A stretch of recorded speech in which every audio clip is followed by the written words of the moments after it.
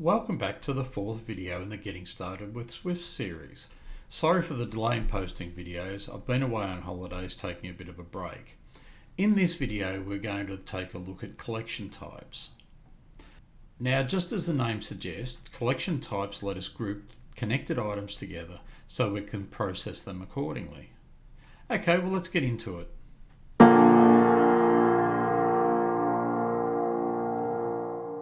Okay, so we're back in the Swift playground here. Now, Swift gives us three collection types: arrays, sets, and dictionaries. So arrays are ordered collections of values. Sets are unordered collections of unique values. And dictionaries are unordered collections of key value associations.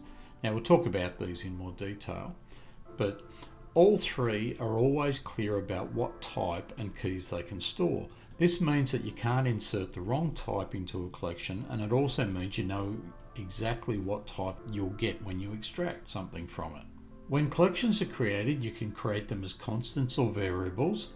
These operate exactly like the previous value types we've talked about. Constants have to be unchanged or immutable, while variables can be changed or mutable, so you can add to, remove from, and change the values. Okay, so let's have a look at arrays in a bit more detail now. An array stores values of the same type in an ordered list. It is also possible for the same value to appear in the array multiple times. The type of an array is written in full as the type enclosed in square brackets. For example, an int in square brackets. This specifies that it will contain integer values. Okay, so let's have a look at some examples now of how we can create and use arrays. Okay, so let's just get rid of all this stuff that we were looking at previously, and let's create an array as a variable. So let's call it int array, nothing new here. And we want to specify the type, and we're going to use the square brackets and specify that it contains integer data types. And if we want to initialize that as an empty array, we can go equals and then just use the square brackets. And that will actually initialize it as an empty array. Let's just see what we get if we print out int array. If we give that a run now, you'll see that it's actually printed out down the bottom here, an empty array with just nothing inside those square brackets. Okay, so we can see that that was empty. When we create an array, we can actually specify the values that are going to go into it using literal values. So we can go 1, 2, 3, 4, 5, 6, 7, 8, 9, say.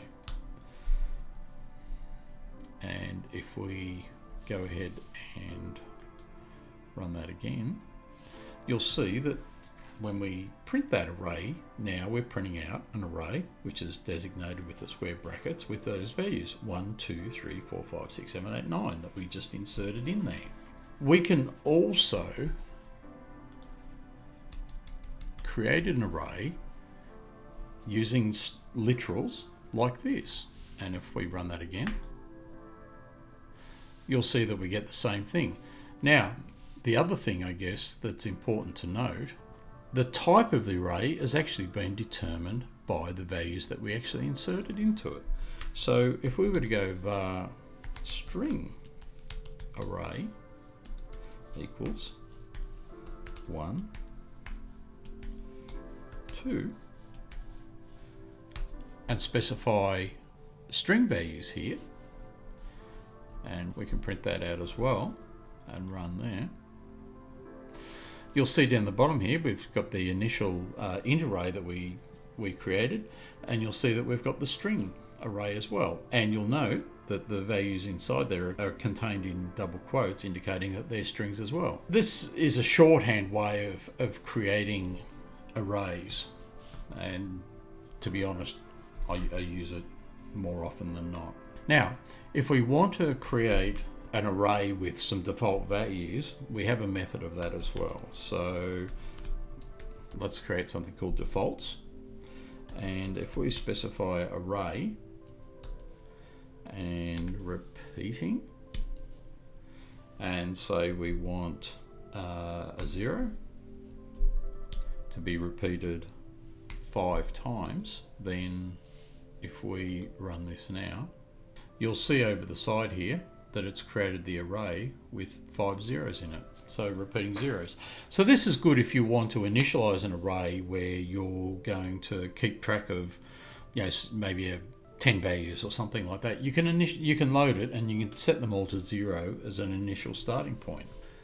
Okay, so great.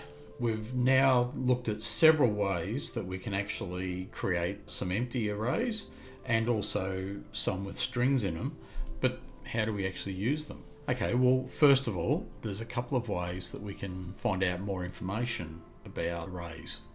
So let's have a look at this. So let's go print, and let's look at the int array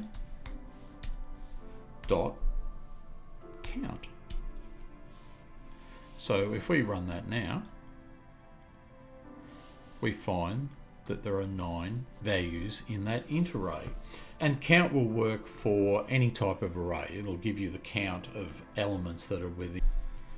Okay, so if we were to change this, such that we're creating a string array and make it an empty array this time, and run it, then we get true because it now is empty.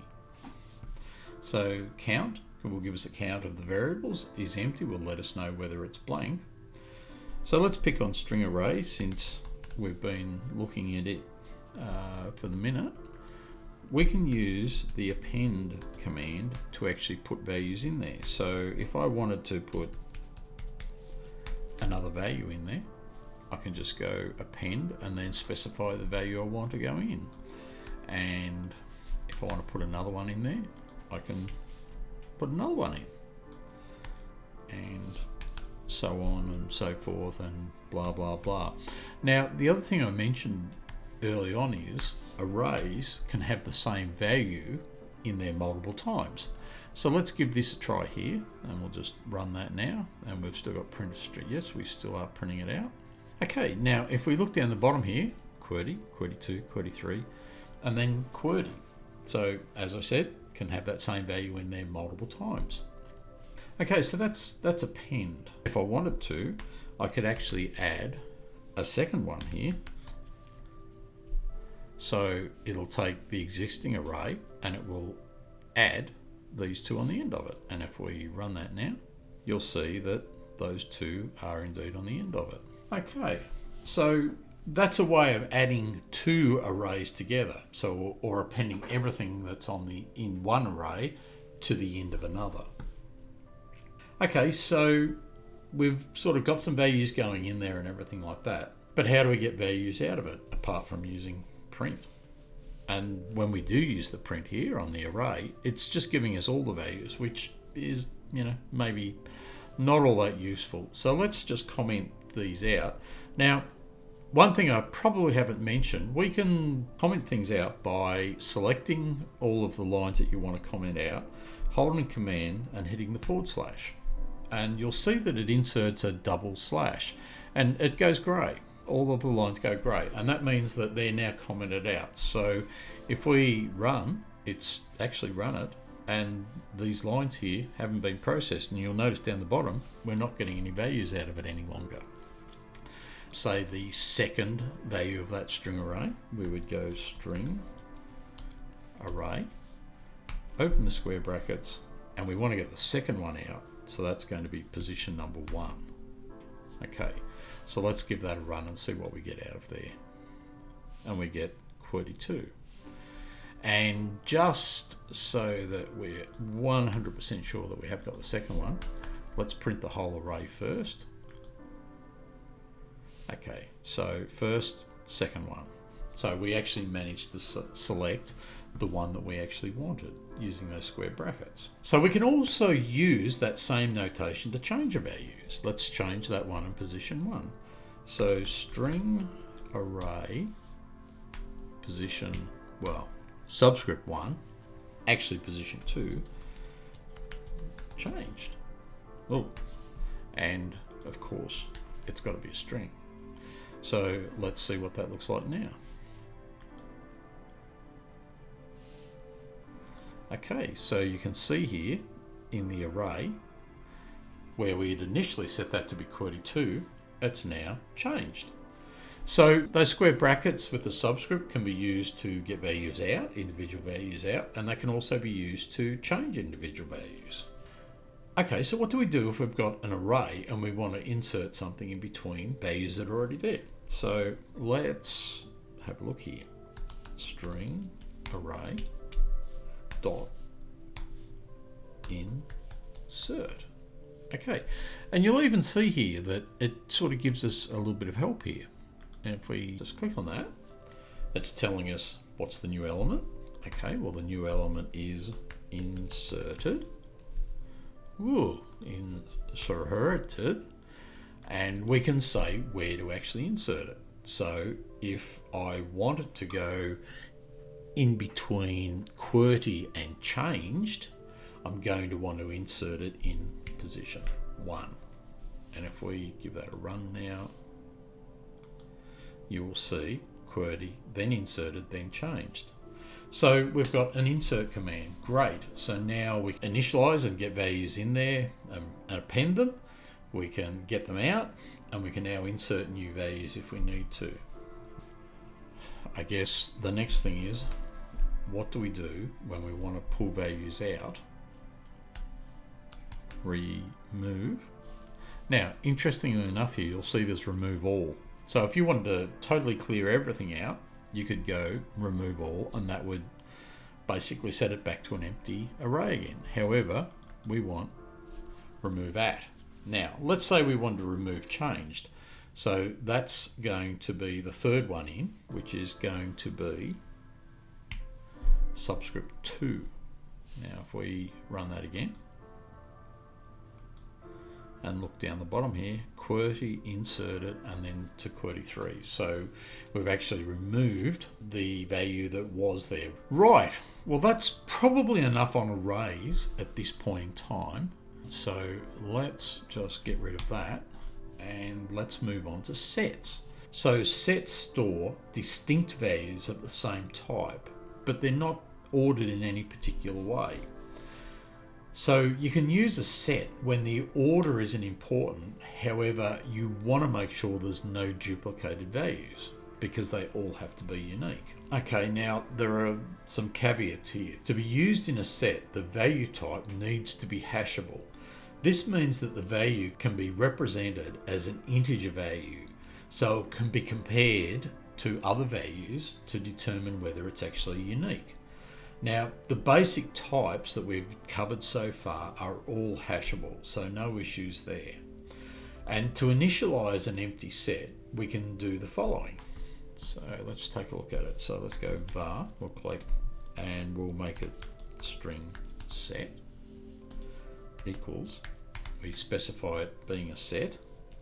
We use the triangular brackets, string, close the triangular brackets, and we initialize it with the normal brackets. So we can use count here as well to check whether it's empty. So if we go print string set dot count, and if we run that now, lo and behold, we get 0 out because it is actually empty. We can also create sets using literals. So if we go int set, and it will be a set, and we can go 0, 2, 4, 6, 8, say. And if we come down here and print int set and give that a run, you'll notice that it's printed out all those values we put in there. Now, interestingly enough, have a look at the order that it's actually printed them out in. So we put them in as 0, 2, 4, 6, 8, and as we said, a set is not ordered in any particular way, and when it's printed it out, it's gone 2, 4, 6, 0, then 8. So that's a good example of it actually doing that. We can insert values into a set. So if we go int set dot insert, So we put 10 in, and if we run that now, you'll see the value 10's gone in there. Now we can remove elements from a set. So int set dot remove, and you'll notice again the remove all operator, but we don't want to do that. We just want to remove, so we want to remove 6. Now if we run that again, you'll see when it prints out, there's no 6. Okay, so another thing we can do, which is very handy in sets, we can check if the set contains a particular value. So contains. Okay, so maybe we want to check if it contains a 2, and it does. So it prints out true. So this is great if you need to keep a list of values to check against down the track somewhere. You can use a set and add all the values that you're going to need to compare against, and then later on in your code you can just use that compare to see whether it actually does already exist. We can also perform set operations. So if we have a look at the image, we can check whether sets have intersecting values, symmetric difference. We can look at the union of two sets, and we can also subtract one set from another. So let's have a look at that in more detail with some examples. So let's just clear all this out and create maybe a set called odd. And let's put 1, 3, 5, 7, and 9 in there. Vart, let's create a variable, and let's create another set, and we'll just call them sub for want of a better name, and let's put 1, 3, and 11 in this particular one. Okay, so we've got two sets there. So let's have a look at the intersection. So print, and we'll do odd dot intersection and sub. Okay, now if we run that, you'll see that we get 3 and 1 because they're the only two values that exist in both sets. So that's the intersection. Okay, so let's have a look at union. Okay, so again, let's run that. And union, you'll note, gives us all of the values that appear in both sets. Now, it's the unique values, so it doesn't put 1 and 3 in twice. It's just 1, 3, 11, 5, 7, and 9. So that's the union. Okay, the next one, let's look at symmetric difference, and we'll just tidy that up. And if we run that again, okay, so what you'll see is with symmetric difference, it'll give you all the values that are not in common between the lists. So it just drops out 1 and 3 and gives you the 5, 7, 9 and the 11. So that's symmetric difference. Okay, so last one is subtracting. So if we give that a run, you'll see that it gives us all the values that were in odd with the ones that are in sub removed. So it basically just removes the 1 and the 3, and that leaves us with 5, 7, and 9. Okay, so the other thing that we can do is look at equality and membership between the sets. And if you have a look at the image here, you'll see there's 3 sets on the actual screen, and some of them have overlapping regions where we can look at whether one is a superset of another or a subset of another, and we can check if they're disjoint. Now, what does that mean? Let's have a look at it in a bit more detail. We've already seen the equality operator, basically just the double equal, so we can print this out, and if we run that, we get false because they are not equal. Now, if we created another, and we just call that sub1, which has the same values in it, and we compare those twos with the equality operator, you'll see that we get true. And it wouldn't matter if the order was different, as we've already seen, and it still gives true. So let's just remove that and get that out of the way. Okay, so the next thing we can check is whether a set is a subset of another. So let's just change that to say sub dot is subset of, and then we can specify another set, and let's put odd in here. Now if we run that, it's false because sub's values are not all contained in odd. If we were to go 11, then all of the values in sub are actually in odd, and if we run that again, we'll find that that's true this time. So let's just change that back to the way it was. The next thing we can look at is superset. Now superset will determine if one set contains all the values of another. So let's turn this around this time and go odd.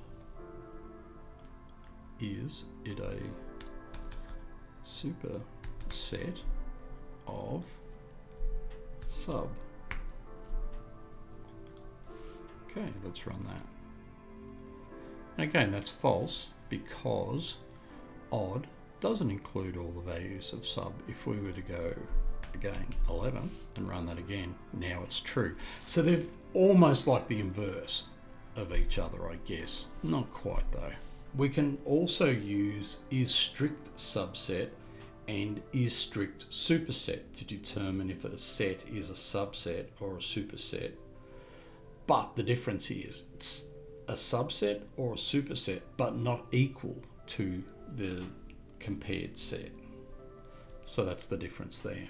Okay, now the other thing we can do is disjoint. So is disjoint, whoa, is disjoint with, and if we go sub here and run that, close brackets, actually gave me that warning there. Okay, now if we run that, we get false because they do have values in common. If we were to change this to 2, 4, 6 and run that, it's true because there are no values in either set that are common. Okay, so that's sets. I guess the next thing we need to look at is the dictionaries. So a dictionary stores associations between keys of the same type and values of the same type. So you can look up the values using its key. Now keys also have to be unique, which sort of makes sense if you're going to look up values using the keys. Dictionaries are a bit like sets in that the keys have to be hashable. And as we mentioned in sets, value types we've looked at so far are fine. They're all hashable. Now let's clear out some of this stuff here. Okay, so let's create one. So let's create a variable called dictionary, and we use the square brackets to specify the key and the type of key and the type of the value we're going to be looking up, and we can actually initialize that using the square brackets and the colon. So this is going to create a dictionary where we have a key that is an integer, and we can look up string values using those integer values. Just as we've seen before, you can initialize dictionaries using literals as well. So we could go 1, colon 1, and maybe put a second one in. So 2, colon 2. Now, just to make sure that that does actually work, let's print dict and see what that gives us. Okay, now you'll see that it actually prints out the two key value pairs, so the integer of 1 and then the actual string. The other thing I'd sort of mention, when you're actually initializing a dictionary, this is a shortcut that I often use where I'll just set the dict to be the actual type and then open close brackets to initialize it, and that will initialize an empty dictionary with a key of the integer type and the value of string. In all honesty, I find that easier to read. Now count and is empty dot is empty also work for dictionaries. which will give a true, and count obviously is going to be 0 at this point because we've not put anything in there. Okay, so to access a value, you basically just specify the key. So let's put some values in there again. Now, if I run that, we should have 2 in there, no problem at all. Okay, so to get a value out, as I said, I just specify the actual key. And if I print that out, you'll get a value of 1. Now, so don't be too concerned about this error that we're seeing at the moment. We will cover this off. Basically, if I specify a key, I may or may not get a value back from the dictionary. So the return is optional. It'll give it if there is, it won't if there isn't. And it's sort of saying it here in the printout. It's saying, okay, you've got an optional value here. In this case, it actually did give something out, so it says 1. We'll cover optionals down the track, so don't be too concerned about that at this point in time. However, if we change that to go 2, then of course we get the value 2. Now, what does happen if we put in 3? You'll see we get nil. And that's what I was sort of talking about. You may get a value back or you may not. In this case, we got a nil, and in other cases, the optional value came back with the actual, 1 and 2. Anyway, as I say, we'll cover off on that a little bit further down the track. Let's just put that back to 2.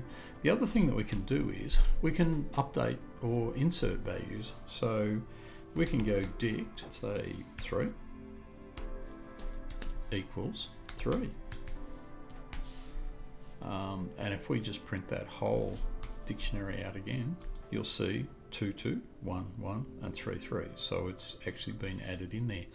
The other thing that we can do is we can change values or update them. So if we go dict 2 and we go still a string, but we're actually putting the value of 2 2-2 in there, and if we run that again, you'll find now that the key of 2 gives the string of 2-2.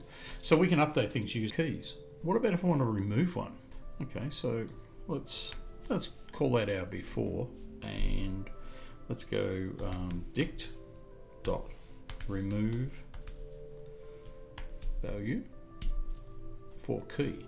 Okay, let's say for key 2. Now if we run that, we get our before where it's got the key of 2 and its value, but in the second printout you'll notice it's actually gone. So that's how we can remove values from a dictionary. So we're going to cover off on arrays, sets and dictionaries much more as we learn more in later episodes, but that's all I really want to cover off at this point in time. It's a fair bit to get through. Have a re-listen to it if you want. Okay, so I'm going to end this video here. In the next video, we'll look at control flow in Swift, and that's where we really see how we can start to implement complex algorithms in Swift. Well, thanks for watching this video. If you like what you've seen, then can I get you to give the video a like? And if you'd like to see more, then hit the subscribe button. And if you hit the chime, you'll get notified of when I put up new videos. Okay, cheers for now.